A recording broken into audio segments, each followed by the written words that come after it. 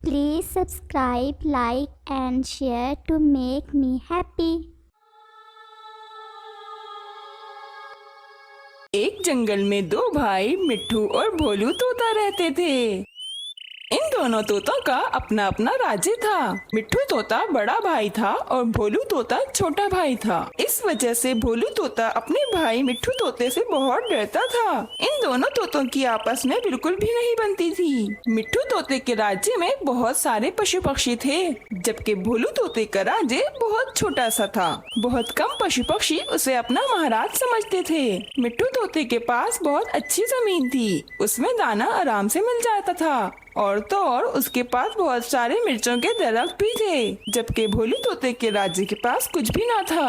उसकी जमीन से दाना नहीं मिलता था। सारे पशु पक्षी बहुत ही परेशान रहते थे। भोलू जी, हमारे राज्य के पशु पक्षी बहुत चिंतित रहते हैं। हमारी जमीन में दाना नहीं मिलता।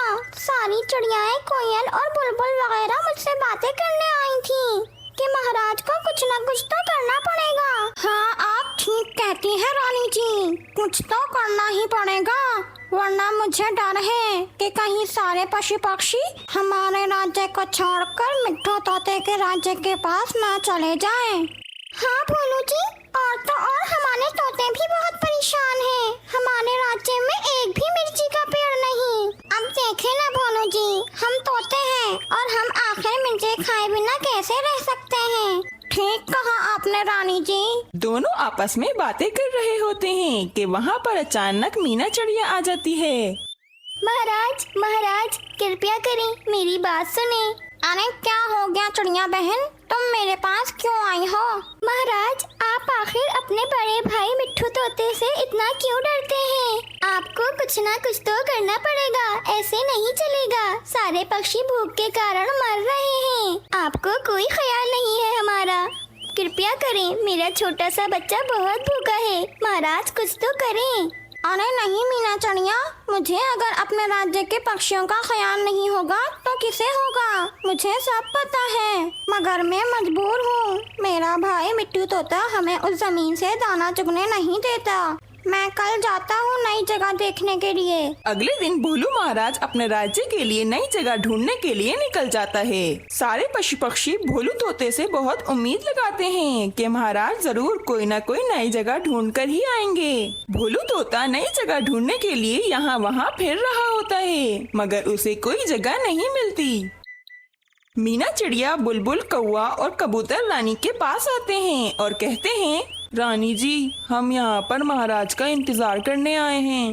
हाँ रानी जी, हमें भोलू महाराज से बहुत उम्मीद है कि वे जरूर कोई न कोई नई जगह ढूंढकर वापस आएंगे और फिर हमारी परेशानियाँ दूर हो जाएंगी। हाँ बिल्कुल, भोलू महाराज जरूर नई जगह ढूंढकर वापस आ जाएंगे। सारे पशु पक्षी भोलू महाराज का इंतजार कर रहे होते हैं। रात हो जाती है। रात को जब भोलू महाराज वापस अपने घर लौटते हैं तो सारे पशु पक्षी उनसे पूछते हैं, महाराज, महाराज, आप यकीनन नई जगह ढूंढकर वापस आ गए होंगे ना?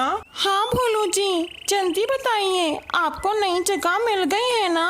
मुझे माफ कर दो, मैं आज नई जगह नहीं ढूंढ सका। मेरे भाई मिट्ठू तोते के राज्य से अच्छी जगह कोई भी नहीं है। वहीं सबसे अच्छी जमीन है, वहाँ उस जमीन पर बहुत सारा दाना है और मिर्चों के पेड़ भी वहीं पर है। ये क्या कह रहे हो महाराज? अब हमारा क्या होगा? वे मिट्ठू महाराज तो हमें उस जमीन से दाना ढूंढने नहीं देता। हाँ मीना चिड़िया, अब मुझे लगता है कि हम भी भूख के कारण मर जाएंगे। दिन बीत जाते हैं। काफी पशु पक्षी भोले तोते के राज्य को छोड़कर मिट्टू तोते के राज्य में जाकर बस जाते हैं। भोलू जी, हमारा राज्य खत्म हो रहा है, आप आखिर कुछ करते क्यों नहीं? मुझसे अपने राज्य के पशु पक्षियों की हालत नहीं देखी जाती। आप एक बार अपने भाई मिट्ठू तोते से बात करके तो देखें, शायद वे मान जाए हमें थोड़ी सी जमीन देने के लिए। और वैसे भी इस जंगल पे सारे पशु पक्षियों का हक है। आपके भाई ने बिला वजह इन मिर्चियों के दरख्त और उन जमीनों पर कब्जा किया हुआ है। हाँ महारानी जी, आप ठीक कहती हैं। मैं एक बार अपने भाई मिट्ठू तोते से बात करके देखता हूँ, शायद वो मान जाए। भोलू तोता अपने भाई मिट्ठू तोते के पास जाता है। अरे छोटे, तुम यहाँ पर क्यों आ गए? मैंने तुम्हें मना किया था ना यहाँ पर आने के लिए। देखो छोटे, अगर तुम मुझसे अपने राज्य के लिए कोई मदद मांगने आए हो तो अभी चले जाओ, मैं तुम्हारी कोई मदद नहीं करूँगा। अरे मिट्ठू भैया, मैं आपका छोटा भाई हूँ, आप मेरे साथ ऐसा कैसे कर सकते हो? मुझ पर कृपया करो, मेरे राज्य के लिए थोड़ी सी जमीन दे दो ताकि हमारे राज्य के पक्षी भी आराम से अपना पेट भर सकें। अरे ऐसे कैसे दे दूं जमीन? भाई होने का ये मतलब नहीं कि अपने राज्य का नुकसान कर लूं। एक काम करो, तुम मुझ पर कृपया करो और जाओ यहाँ से, मुझे परेशान मत करो। भोलू महाराज उदास होकर वापस चले जाते हैं। सारे पशु पक्षी बहुत ही चिंतित होते हैं। भोलू महाराज के राज्य में एक सोनू चिड़िया भी रहती थी। सोनू चिड़िया बहुत ही समझदार थी। वह इन सब मुश्किलात से बहुत तंग आ गई थी। महाराज तो अपने भाई मिट्ठू तोते से बहुत डरते हैं, वे कुछ भी नहीं कर सकते। वे मिट्ठू महाराज पूरी जमीन पर कब्जा करे बैठे हैं, अब मुझे ही उनको सबक सिखाना पड़ेगा। सोनू चिड़िया सारे पशु पक्षियों को जमा करती है और कहती है, देखो मेरे भाइयों मेरी बहनों, हम सब भूख की वजह से बहुत ही चिंतित रहते हैं। महाराज ने मिट्ठू तोते से बात करके देख लिया, वे मिट्ठू तोता नहीं माना, अब हमें ही उसे सबक सिखाना पड़ेगा। सारे पशु पक्षी भोलू महाराज के पास आते हैं। महाराज, अब वो वक्त आ गया है कि हम उस मिट्ठू तोते से अपना हक वापस ले लें और उसे सबक सिखाएं। हाँ महाराज, लातों के भूत बातों से नहीं मानते। सारे पशु पक्षी योजना बनाते हैं।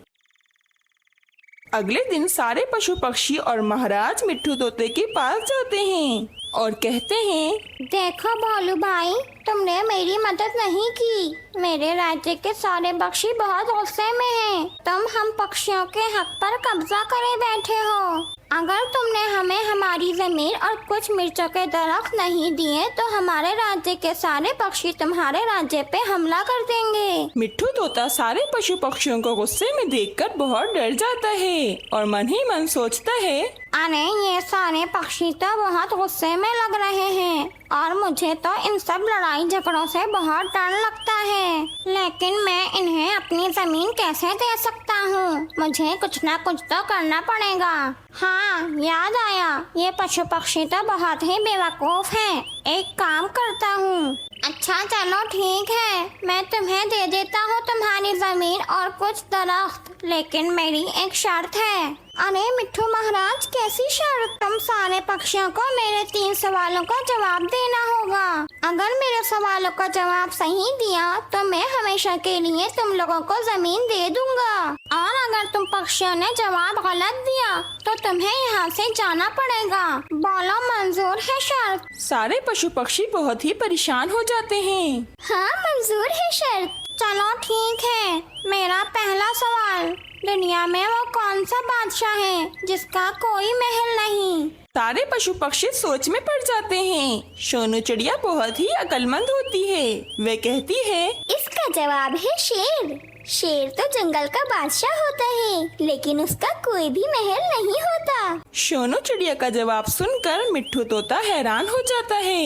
मेरा दूसरा सवाल, वह कौन सी चीज है जो हमेशा नीचे आती है, कभी भी ऊपर नहीं जाती? सोनू चिड़िया को इस सवाल का जवाब भी झट से आ जाता है। इस सवाल का जवाब है बारिश। सारे पशु पक्षी बहुत ही खुश होते हैं। मिट्ठू तोता सोचता है, अरे ये चिड़िया बहुत ही चालाक है, अब मुझे इससे मुश्किल सवाल पूछना पड़ेगा। चलो मेरा तीसरा सवाल, हम पक्षी मार्च के महीने में कम और फरवरी के महीने में ज्यादा खाना क्यों खाते हैं? सारे पशु पक्षी बहुत ही चिंतित हो जाते हैं। किसी को भी इस सवाल का जवाब नहीं आ रहा होता। सोनू चिड़िया भी इस सवाल का जवाब नहीं दे पा रही होती। मैं गिनती गिन रहा हूँ, तुम्हारे पास 3 तक का टाइम है। 1, 2, रुको, इस सवाल का जवाब है कि मार्च के महीने में 31 दिन होते हैं और फरवरी के महीने में 28 दिन। इसलिए हम फरवरी के महीने में कम और मार्च के महीने में ज्यादा खाना खाते हैं। अब तो मिट्ठू तोता बहुत ही गुस्सा होता है और मजबूरन उसे जमीन और दरख्त देने पड़ते हैं। अब सब कुछ ठीक हो जाता है। शानो चिड़िया, तुम बहुत ही समझदार हो और हमारे राज्य की महाराज की असल हकदार तुम हो। आज से तुम हमारे राज्य की रानी हो। भोलू तोता सोनू चिड़िया को रानी बना देता है और सब खुशी खुशी रहने लगते हैं। इस कहानी से हमें ये प्रेरणा मिलती है कि हम अपनी समझदारी और सूझबूझ से किसी को भी मात दे सकते हैं। हमें कभी भी मायूस नहीं होना चाहिए।